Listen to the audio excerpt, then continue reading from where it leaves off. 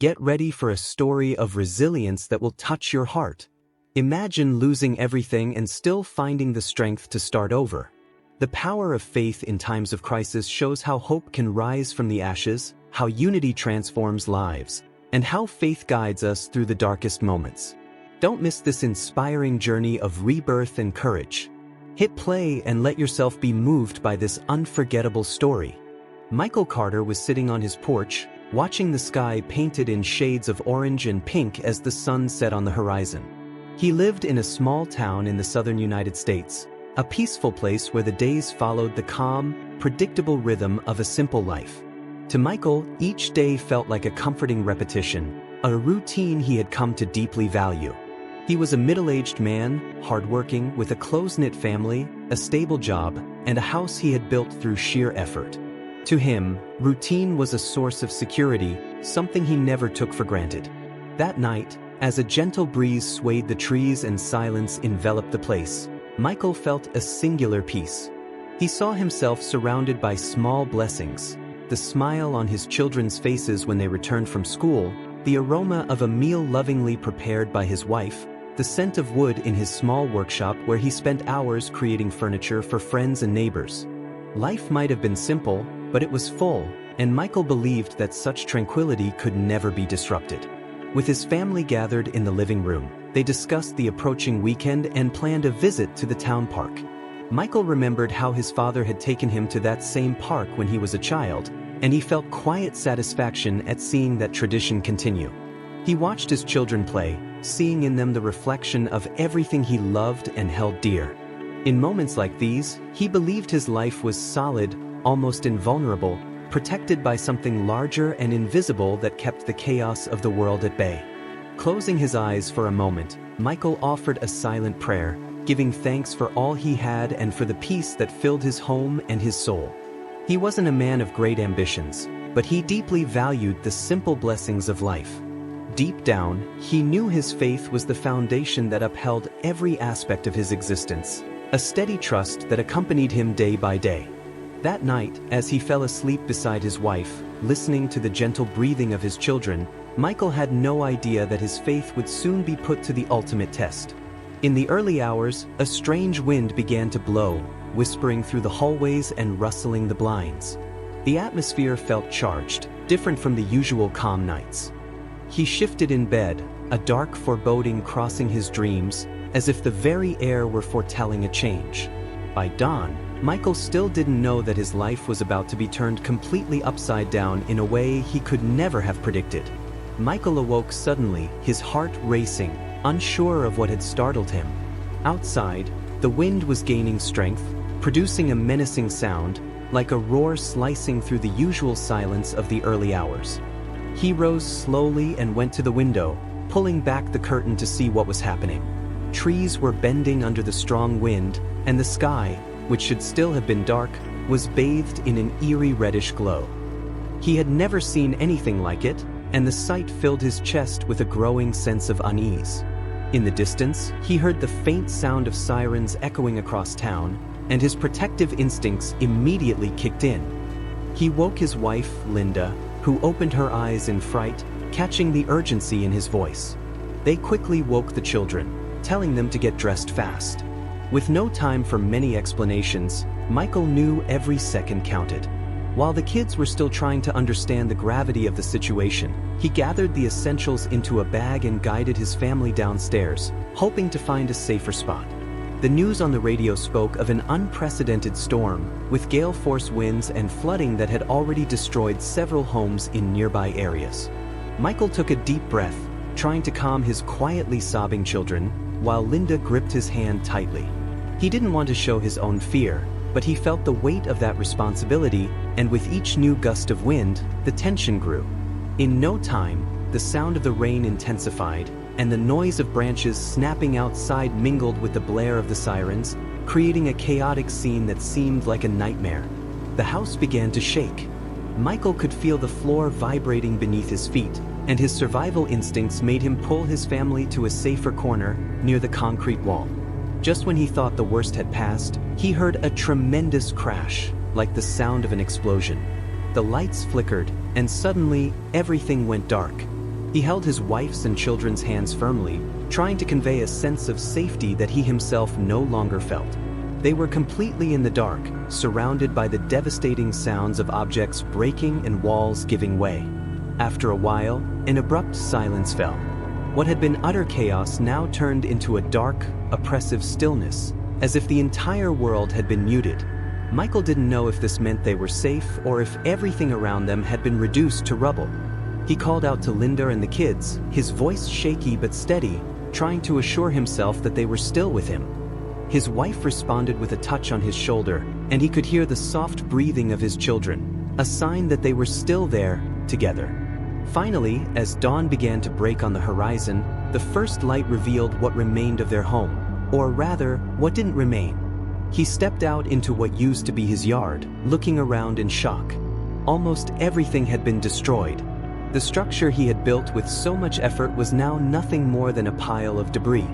Michael felt a lump in his throat as he took in the extent of the devastation. The home where so many memories had been made was now unrecognizable, reduced to scattered fragments across the ground. He looked around, searching for signs of neighbors, but everything around him seemed desolate, as if an overwhelming force had swept away everything in its path. People slowly emerged from the wreckage, dazed, injured, but alive. Michael felt a momentary relief seeing a few familiar faces, but at the same time, his heart weighed with the pain etched into the expressions around him. That storm hadn't just destroyed their houses, it had shattered entire lives in a matter of hours. He knew that from this moment on, nothing would ever be the same. The home, the security, and the peace he had valued so deeply had been taken by the wind, leaving only emptiness and uncertainty. Feeling an indescribable pain, he realized he would need to find strength in something beyond himself to go on. Michael walked through the wreckage of what used to be his home, feeling the weight of each step. All around him, the devastation was complete. Piles of rubble had replaced the houses that once held families full of life and dreams. He took a deep breath, trying to push away the despair growing within him, but it was nearly impossible to ignore the overwhelming pain. The storm had swept away everything, leaving him standing amidst the silence of ruins. During his walk, he found a family photo partially covered in mud, where he, Linda, and the children were smiling radiantly on a summer day. With trembling hands, he picked up the photo and gently cleaned it, as if trying to protect the memory of a past that now felt so distant. The image filled him with a longing and a deep sense of emptiness. That storm hadn't just destroyed walls and roofs, it had broken his heart. Feeling the weight of loneliness, Michael looked around, searching for anything that might give him a sense of direction. That's when his eyes landed on the ruins of the small town church.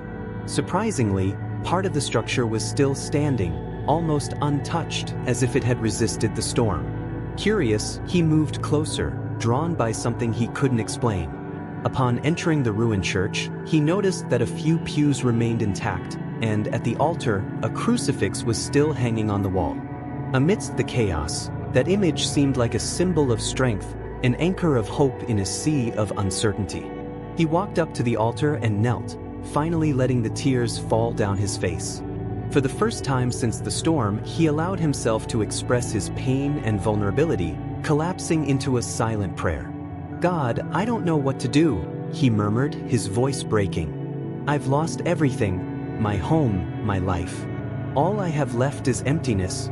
The sound of his own voice echoed in the church, making the place feel even lonelier, but he continued, letting the words flow. "If there's a purpose to this, I need to understand. I need the strength to keep going." As he stayed there in silence, Michael felt a subtle, almost imperceptible peace filling the space around him. It was as if, amid the destruction, there was something greater, an invisible presence reminding him that he wasn't completely alone. That feeling was small but enough to reignite a spark of hope in his heart. He remained kneeling for a few minutes, allowing himself to be embraced by that newfound peace. He knew the pain was still there, that the path ahead would be uncertain and difficult, but now he felt that maybe, just maybe, he could find a reason to keep going. As he stood up, he wiped away his tears and looked once more at the crucifix, keeping that image as a silent promise that he wouldn't face everything alone. As he left the church, Michael saw a few familiar faces wandering through the rubble. The exchanged glances between the survivors said it all, a mixture of pain, loss, and the faint hope that together they might bear the weight of what lay ahead. He approached a group, offering a silent nod, and realized that, although nothing could replace what they had lost, unity could be a powerful force. He felt a quiet but growing purpose, one that went beyond himself. Alongside the others, perhaps he could find a new beginning, anchored in the faith he had discovered amidst the chaos. Michael walked cautiously through what remained of the town, feeling the silent presence of other survivors around him. The familiar faces he used to see at the square, the church, or the market now bore expressions of suffering and disbelief. Although everyone was visibly shaken, there was something comforting in realizing they were not alone. The tragedy had brought them together in an unexpected way, and Michael felt that this would be the first step in rebuilding their lives. An older woman with graying hair and a weary expression, named Rachel, approached him.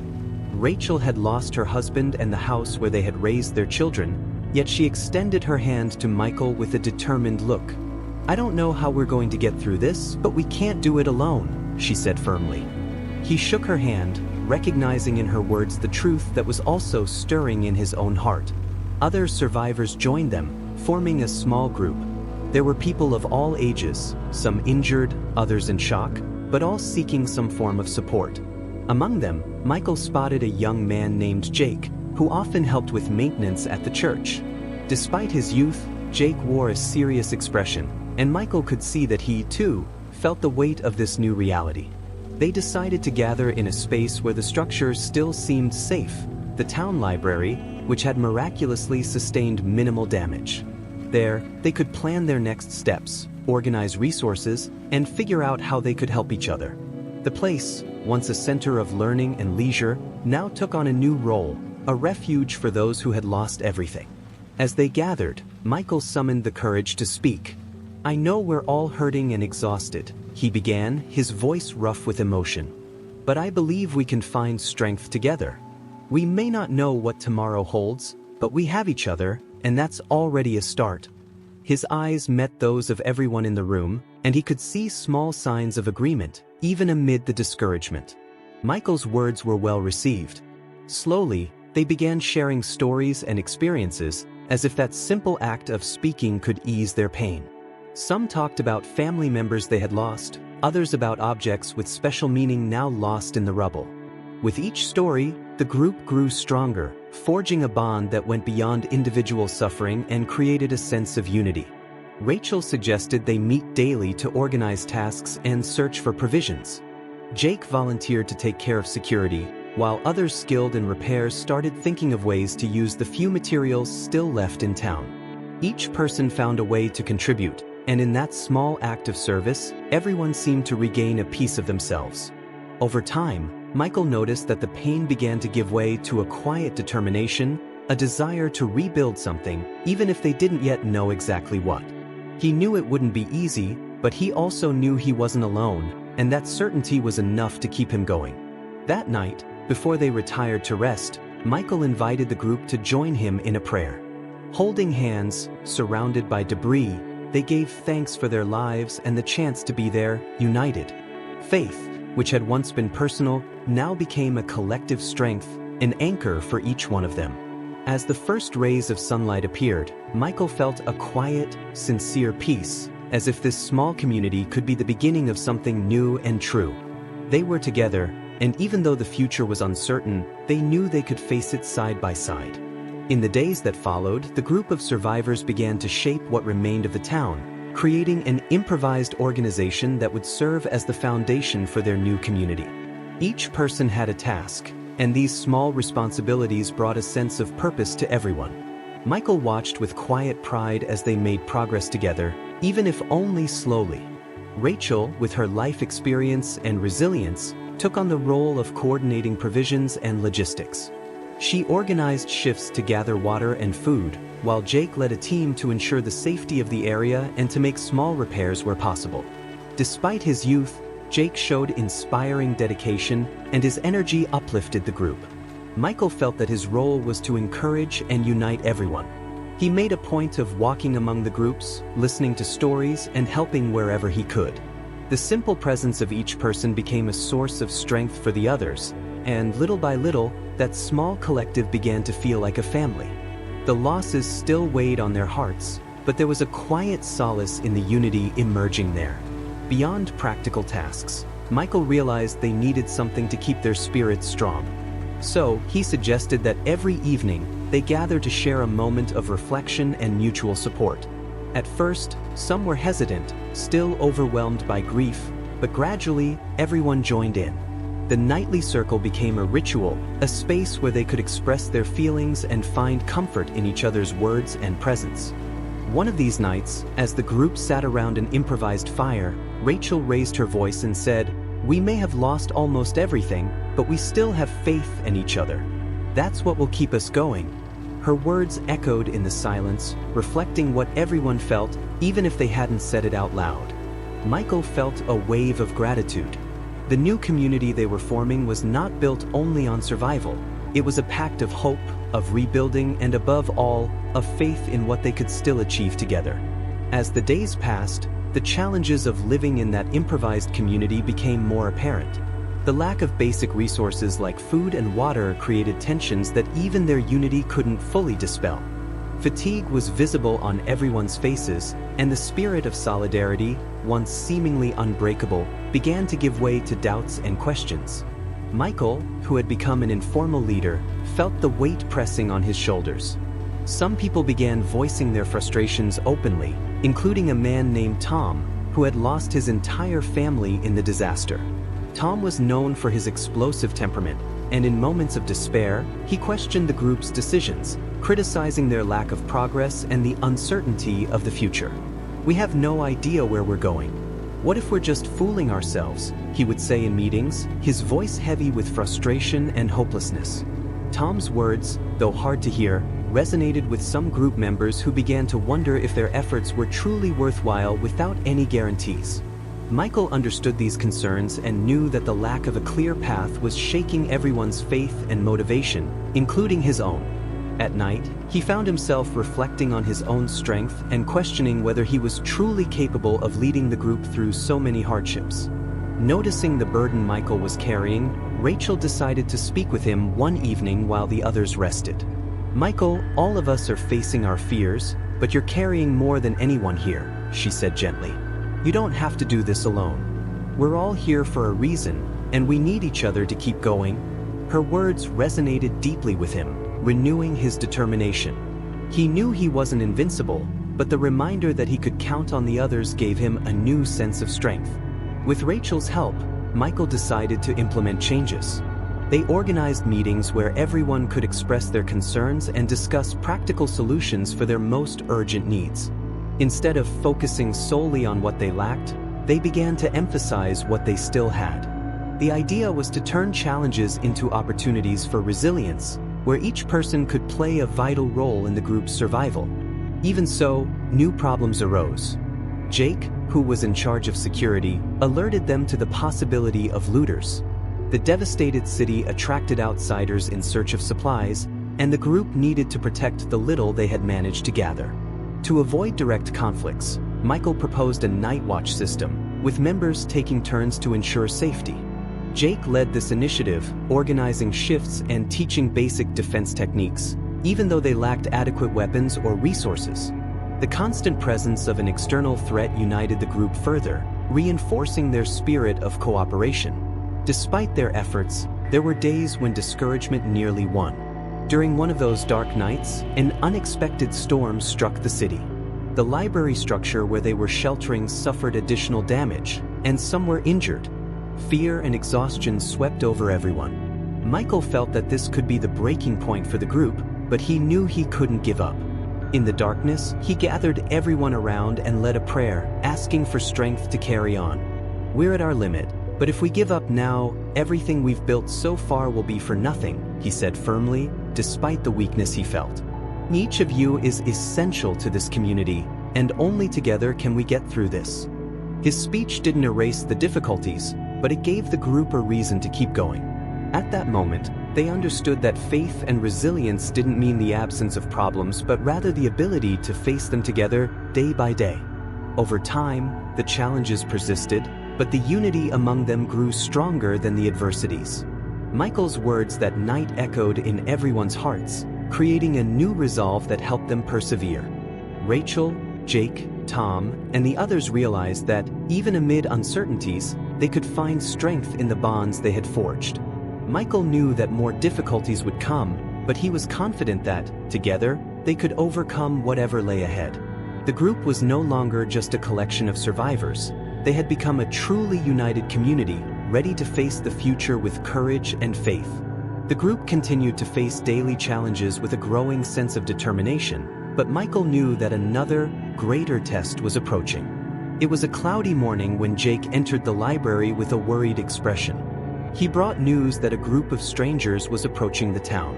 From what he had observed from a distance, they were armed and organized, indicating they were not simply there to ask for help. The fear of an invasion quickly spread among the survivors. Michael gathered everyone to discuss the situation.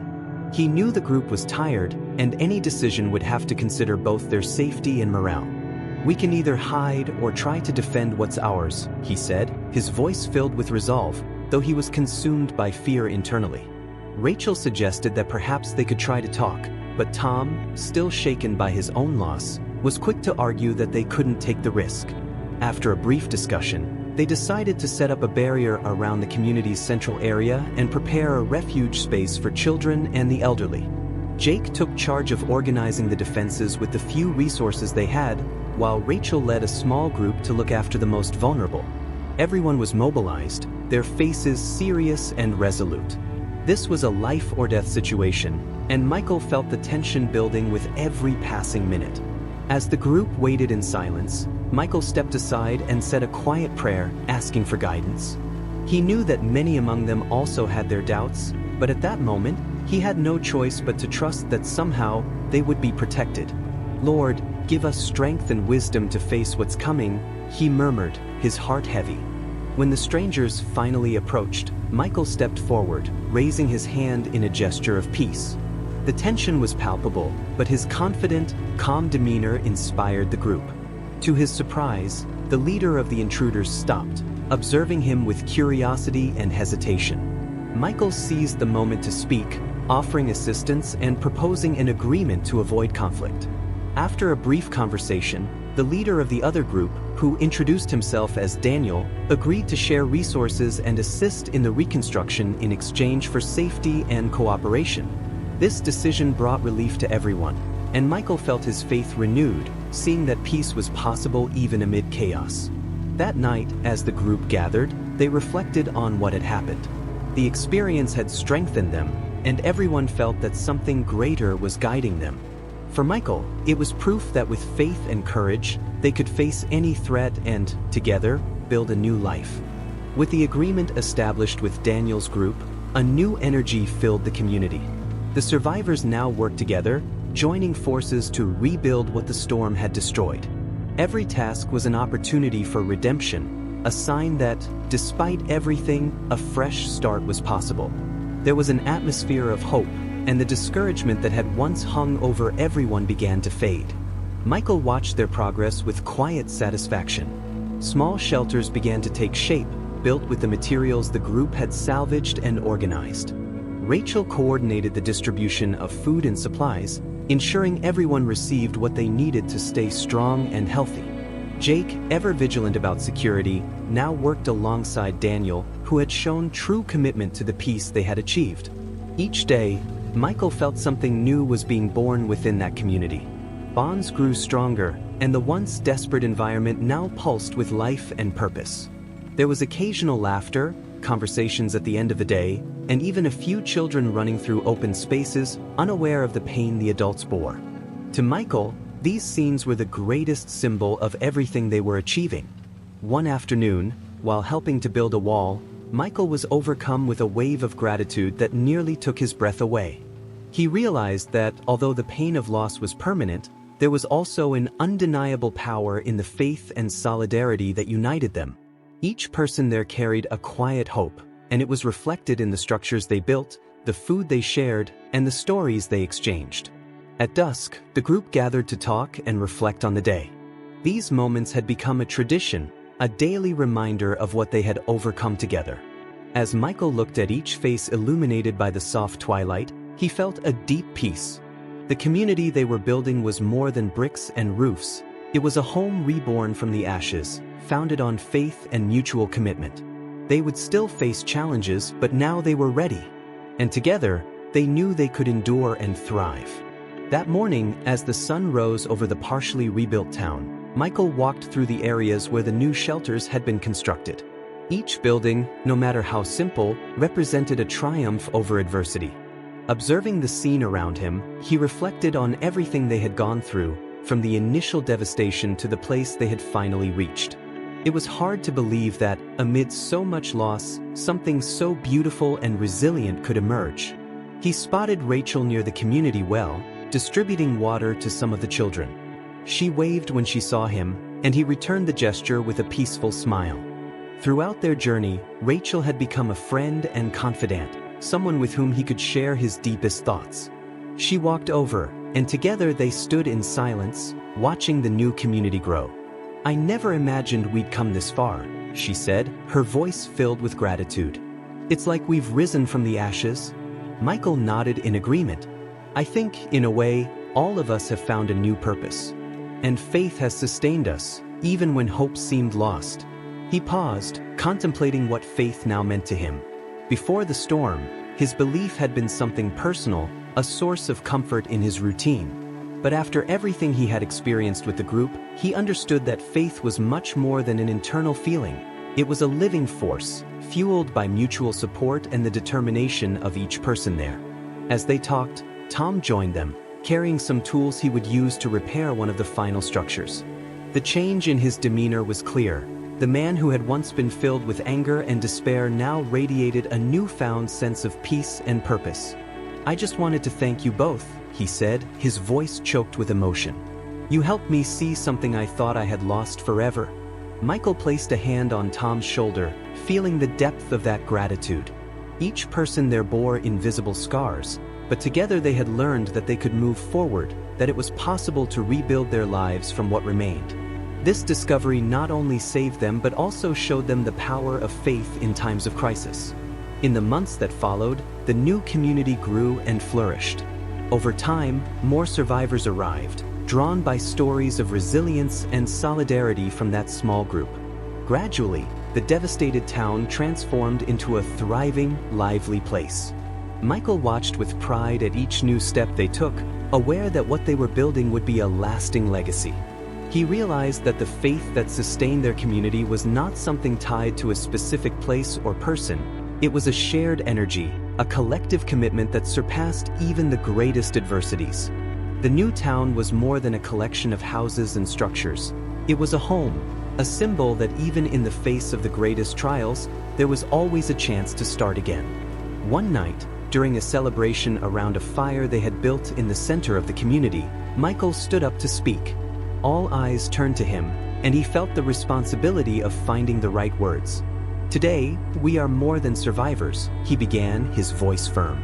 "We are living proof that faith is stronger than any storm, and that, when we are united, we can overcome the impossible." The group applauded, some with tears in their eyes, others smiling in a mix of joy and emotion.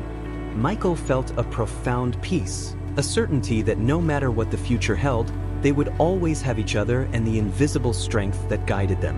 In that moment, he understood that the true legacy of faith was its power to transform, to strengthen, and to unite hearts.